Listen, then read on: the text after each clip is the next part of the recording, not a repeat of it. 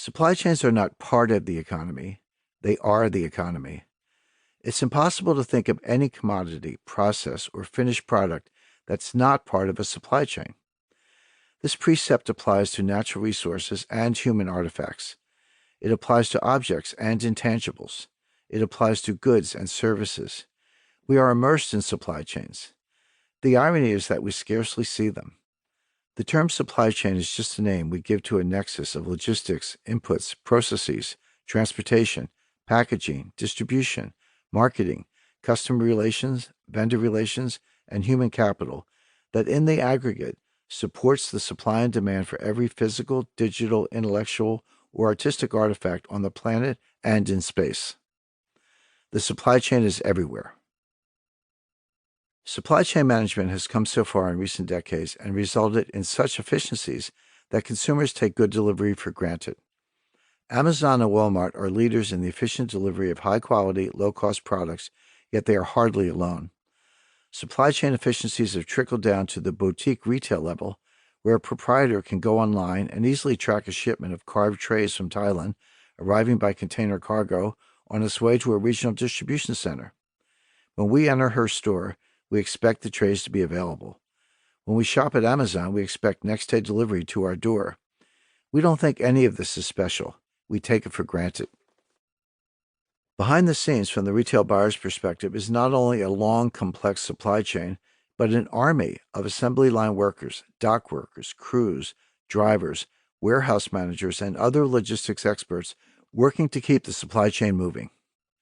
Links in the supply chain do break, but professionals prepare for such events with backup suppliers, alternate trucking lines, safety stock, extra inventory kept in case of disruptions, and other techniques to keep goods on shelves. Most of this is invisible to consumers. That's why supply chains are not well understood. Still, most consumers have only rudimentary notions of how supply chains work, and few understand how extensive, complex, and vulnerable they are.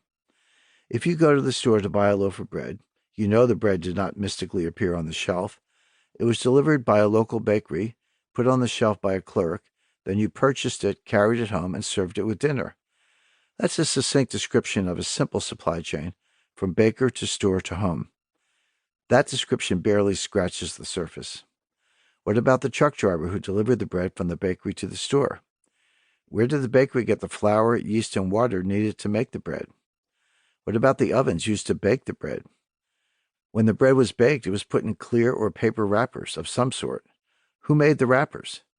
When we ask those questions, we move from a simple supply chain to what's called the extended supply chain. This concept includes the suppliers to the suppliers, all the way back to the source of agricultural and mineral commodities. Even that description of an extended supply chain is somewhat simplified in terms of a complete chain. The flour used for baking came from wheat. That wheat was grown on a farm and harvested with heavy equipment. The farmer hired labor, used water and fertilizer, and sent the wheat for processing and packaging before it got to the bakery. The manufacturer who built the baker's oven has his own supply chain of steel, tempered glass, semiconductors, electrical circuits, and other inputs needed to build ovens. The ovens are either handcrafted, engineered to order, or mass-produced, made to stock, in a factory that may use either assembly lines or separate manufacturing cells to get the job done. The factory requires inputs of electricity, natural gas, heating and ventilation systems, and skilled labor to turn out the ovens. The store that sells the bread is on the receiving end of numerous separate supply chains. It also requires electricity, natural gas, heating and ventilation systems, and skilled labor to keep the doors open and keep merchandise in stock. The store has loading docks, back rooms for inventory, forklifts, and conveyor belts to move merchandise from truck to shelf. In the case of big box stores such as Home Depot or Walmart, the store is a warehouse. The point of big box stores is to cram so much merchandise under one roof that the seller can eliminate actual warehouses and distribution centers, thereby lowering supply chain costs to deliver what Walmart calls everyday low prices. Every link in the extended supply chain requires transportation. The farmer relies on trucks or rail for deliveries of seeds, fertilizer, equipment, and other inputs. The oven manufacturer also relies on trucks or rail for deliveries of its inputs of oven components. The bakery and the store rely mainly on trucks for deliveries of their ingredients or foodstuffs, including finished loaves of bread.